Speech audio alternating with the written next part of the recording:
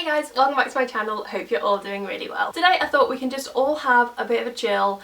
We can sit and have a chat because the thing that I want to talk about is very rarely kind of like discussed in a chilled, calm and collected kind of way, mainly because it involves vaginas. And that magical subject is the joy of any woman's life, the joy of smear tests.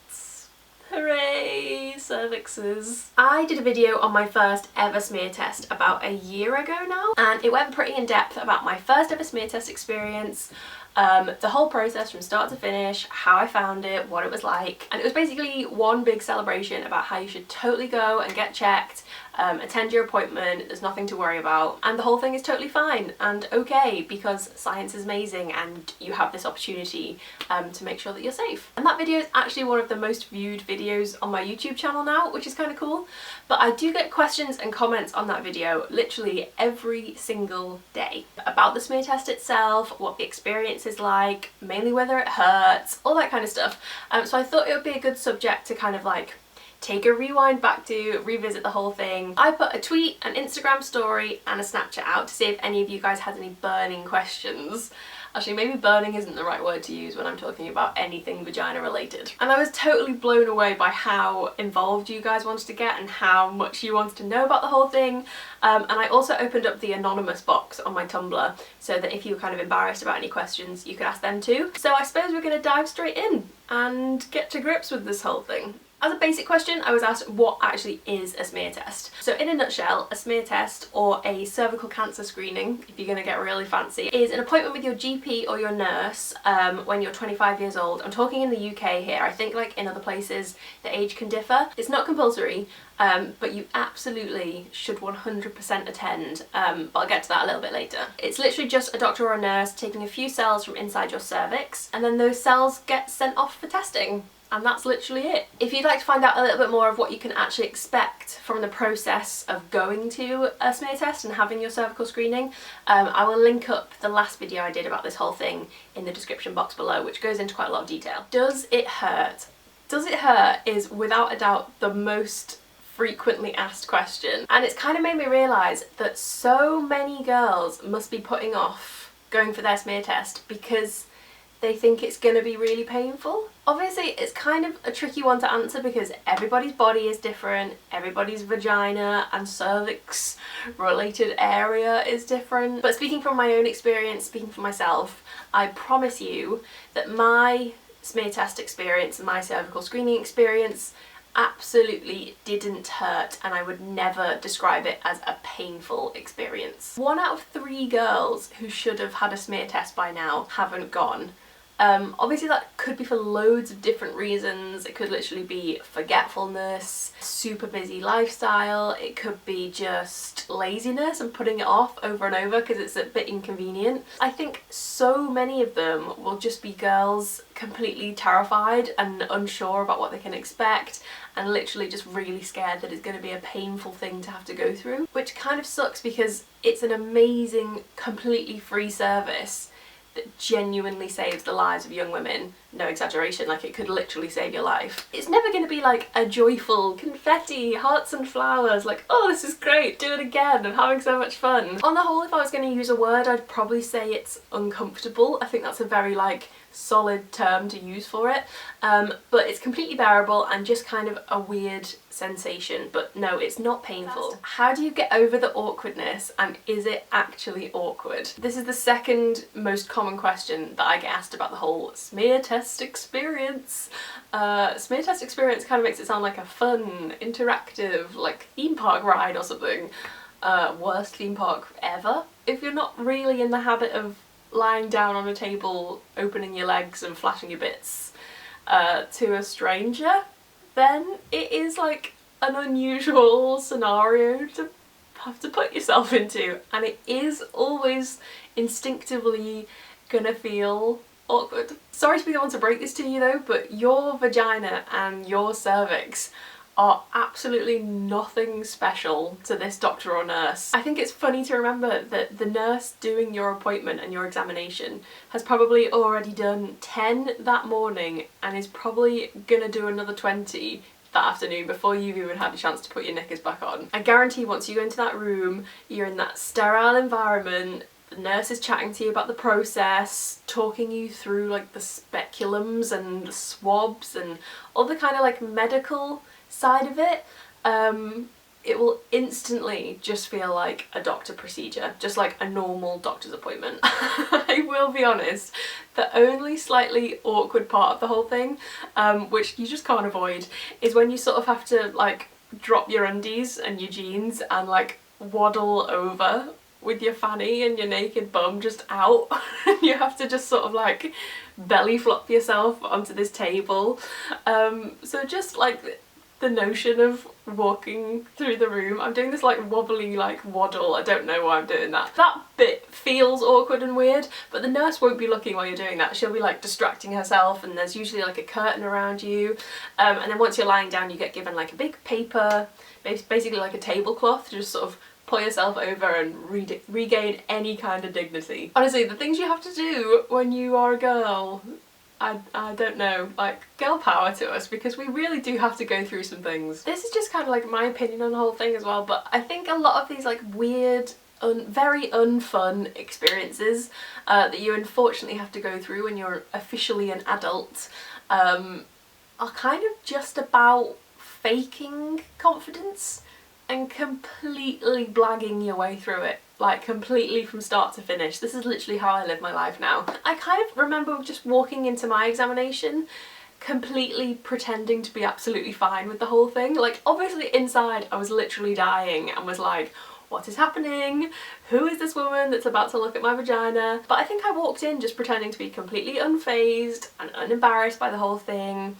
And I think when you do that and you do it with enough conviction, you almost kind of trick yourself into believing that you don't want to die on the spot. Another question that I had was, I genuinely can't face it, I'm too scared and don't know what to do. I'm just going to be honest with you here and say it shouldn't even be something where you weigh up the option of whether you should go and have it done or whether you shouldn't go and have it done.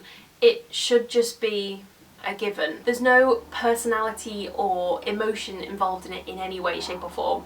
It's literally just fine. It's just okay and it's just fine. It's not even worth registering on the scale of emotion. Like going to get your blood pressure checked or your throat examined when you've got tonsillitis. You wouldn't question that.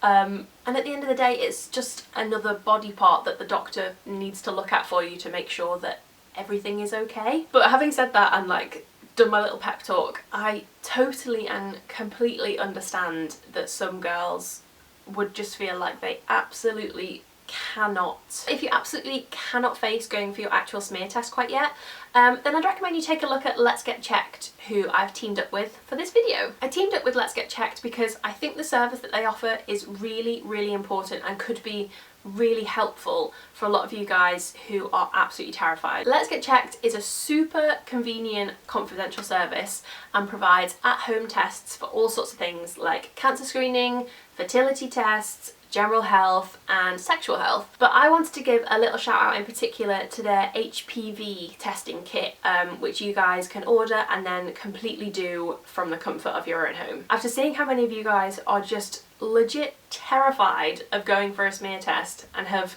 been putting it off sometimes for years, I just think it's a genius idea to be able to get yourself covered in a way that fits in with your schedule and your kind of like your mental health. And if you're just too anxious to attend the doctor's appointment for it, then whatever else that's stopping you from attending that appointment, this can work alongside so that you're not completely avoiding the whole thing. You're still addressing it and confronting it and getting yourself checked, at least to some extent. If you're completely clueless and you don't really know what HPV is, it's otherwise known as the pretty hideous sounding human papillomavirus. It's transmitted through sexual contact and causes almost 100% of cervical cancer cases in women. One of the main things that you need to know about it is that it's totally symptomless. but it's estimated that 1 in 2 women will contract the virus in their lifetime. So that's a pretty scary figure, and kind of makes it clear that HPV is something that you need to be aware of. But the cool thing is that science is amazing, and that when HPV is detected early by a test like Let's Get Checked or your smear test, HPV can be monitored to protect against the onset of precancerous or cancerous cells, which will then turn into cancer. So that's why science is amazing, and that's why tests like this are so important to have done. So I have actually got one of the HPV tests here to show you how it all works. It came very discreetly packaged, just as a little side note. The most important first step is that you activate your kit before you do anything else. Stop right there, don't take any samples yet, and you need to activate your kit first, because this will make sure that the lab can receive your results properly, it can process it all properly, and you just do that activation over at their website, which is letsgetchecked.com. It's all a completely anonymous, confidential process, as you're kind of kept on the system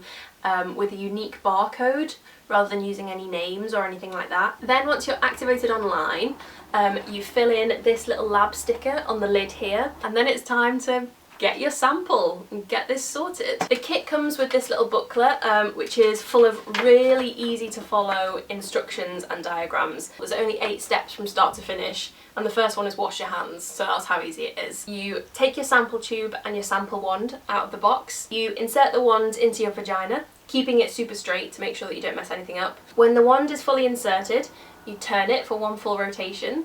Every time I say wands, it's making me think of Harry Potter, like as in wands that do Wingardium Leviosa. Wingardium Levagina. You turn it for 1 full rotation, then you remove it and you leave it to dry. Then once you've got your sample, you pop it into the sample tube, you screw on the lid, you pop your sample tube into the biohazard bag, then you put that back in the white box, then you bag up the box in the return envelope, which is all paid for already, so you don't have to worry about that, and then you send it off. At any point in that whole process, from literally activating your kit to receiving your results, like right from start to finish, you can actually request a call from the nursing team at Let's Get Checked as well, which is really cool, so you've always got that actual human contact. And then when it comes to the results themselves, you get them within 2 to 5 days with a phone call from the Let's Get Checked medical team. They'll explain everything as clearly and as slowly as you need them to, and then once you finish the phone call, you'll be able to access your results through your online account as well. If you get the all clear, then that's absolutely marvy and you're all done, and you'll feel so amazing that you got the job done. But if there is anything that might raise a couple of questions, then they'll make sure that you're taking the next steps for your health. I think so many girls would benefit from using it. Girls that absolutely can't bring themselves to attend a smear test with a doctor for one reason or another, then this is a pretty amazing alternative that's just super convenient. I think it means that everybody can make sure that they're safe to some extent. I just think it's a pretty amazing alternative option until you kind of can bring yourself to go for the proper smear test. This was one of the questions that was so commonly asked in the anonymous box, so I guess this must be something that people are a little bit embarrassed about, which I totally understand, and that is, do I need to shave, and did I feel pressure to kind of make it all look nice, which is like a funny, awkward question, but I totally get it. And I'm just going to throw this out there, but the doctor or nurse that you are going to see absolutely does not give a shit. They've seen such weirder, wilder things going on down there than you've got going on right now. Think about the stuff that they must have to see on a day-to-day basis, and they genuinely will not bat an eyelid whether you are as bald as Phil Mitchell or completely au naturel down there, and you absolutely do not have to worry about it. The only thing I would say is just like have a shower on the morning of the day of your appointment, because, you know, that's just like common human politeness and decency really. But also remember that vaginas are amazing, super self-cleaning machines. So you don't need to like be paranoid about that or worry about it too much or anything. I also got asked what kind of pants you should wear, and that's another thing that just honestly really doesn't matter, and you do not have to stress about it at all. The nurse that you'll be seeing literally never even sees your knickers. The only reason that you might want to give it a little bit of a second thought is because sometimes after you've had the procedure done, you can have a little bit of bleeding or a little bit of spotting. Some girls will bleed a lot more than others. it totally depends on how your body works. So you might not want to ruin, you know, your best super sexy lace undies just in case you do bleed. So I'd recommend some just like gross granny pants. It really doesn't matter, although that's basically my entire underwear drawer anyway. So on a similar note, I also got asked, where do you put your pants? Which I thought was a great question. Basically, once you've sat down and had a chat with the nurse and she's talked you through what's going to happen, what's the point of it and all that jazz, they'll then ask you to undress your lower half of your body, so you can keep your top on and all that kind of stuff. You don't have to totally strip off, but you do that undressing behind a curtain, so they have absolutely no view of what's going on whatsoever. And then you put your undies or your jeans or whatever on a chair before you then both get into your respective positions and the whole thing kicks off. I was also asked my thoughts on having a smear test as a virgin. To be honest, I've never even thought about it until I was confronted with that question. But I thought it was a really interesting point, and I guess it must be very relevant to a lot of girls. When I got that question, I had a quick look on the NHS website to see what they kind of like recommend or suggest, and they basically say that if you're not sexually active, you really don't need to worry too much about going for a smear test because you're way less likely to develop cervical cancer anyway. Obviously, it's a completely personal decision and is probably worth having a little bit of a think about, but I think if you're putting your health as the top priority above everything else, you're completely comfortable with having the examination done, then I think it's a really good thing to do, and I can't imagine that there would be anything wrong with that. Next question is, how do you control your nerves? And like I said earlier, just blag it. Literally just with anything in life, just blag it. But this was also a really common question, so I guess a lot of people are just super nervous about going to have it done. I think the most useful thing you can do is just remind yourself how incredibly important a smear test is for your own health and for your own future. 3,000 women in the UK every year get cervical cancer, but smear tests or cervical screenings prevent 75% of cases. Literally amazing. As I said before, keep reminding yourself that it could literally save your life, and it kind of makes the nerves feel a little bit insignificant almost. Keep reminding yourself that the doctors and nurses will be doing this procedure like multiple times a day.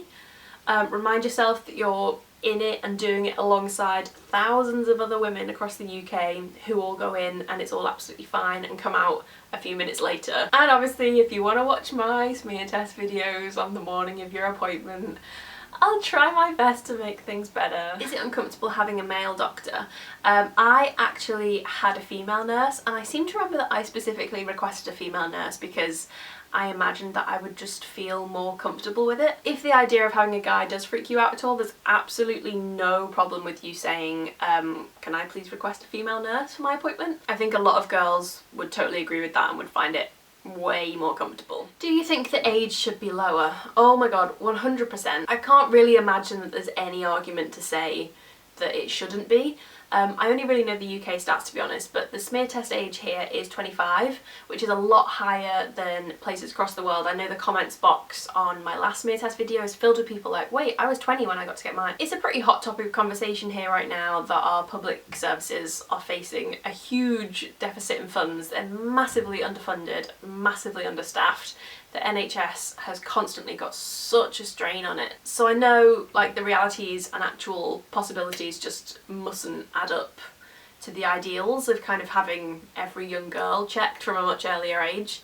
But of course, I'd absolutely love to see the age lowered. I also had a couple of questions asking like what happens if you come on your period like the day before or the day of your appointment. And for this kind of thing, it's kind of like the practical side of it where you can really get a definite here's what to do kind of answer rather than like a personal experience thing.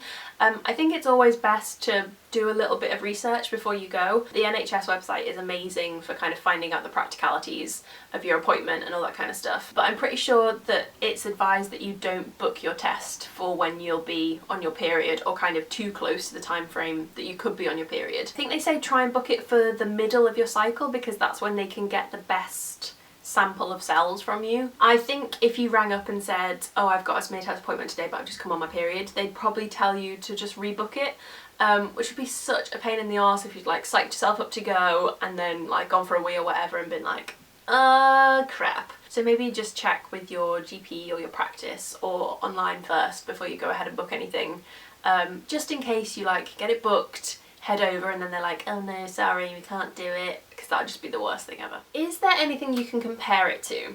Honestly, I've thought about this question to try and come up with like the perfect metaphor that would actually be really helpful and informative and kind of like really paint a picture for you. I haven't really experienced anything like the sensation of having a smear test, I don't think. I would say that the sensation is kind of similar to period pain, not for like the painful aspect at all, but for that kind of like lower stomach, really like deep feeling, almost kind of like warm-ish feeling. Is that really weird? I guess maybe it could like feel vaguely similar to having sex, because obviously there's something going up there.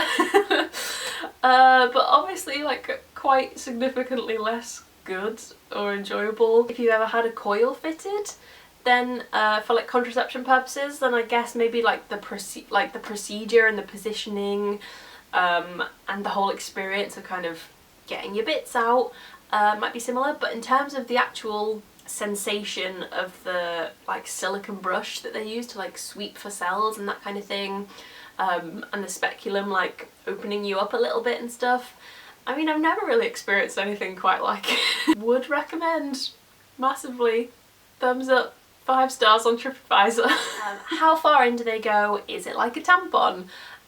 It's like no tampon I've ever used before, and I also use a moon cup and it's not really like that either. It's higher up than a tampon or a moon cup would sit. They kind of sit in your vagina.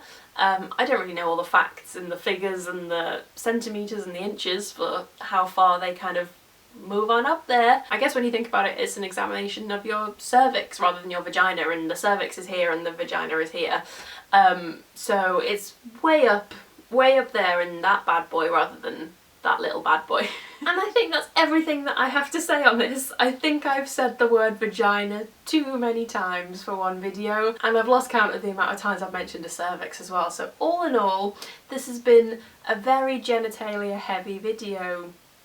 That's good. If you did enjoy this video, then please do give it a little thumbs up and get involved down in the comments below. Have you been for your first smear test, or are you kind of like an expert now and have you been for like 10 already? How do you find it? Please do like pop your top tips and tricks for dealing with a smear test in the comments below so that we can all share them and steal each other's words of wisdom. Don't forget you can follow me on Twitter, Instagram and Snapchat at Lucy Jane Wood. Please do also click this video because that's super helpful for my YouTube channel. Thanks so much for watching, guys. I really, really appreciate you being here. I hope this was helpful, and I will see you guys very soon with another video. Bye!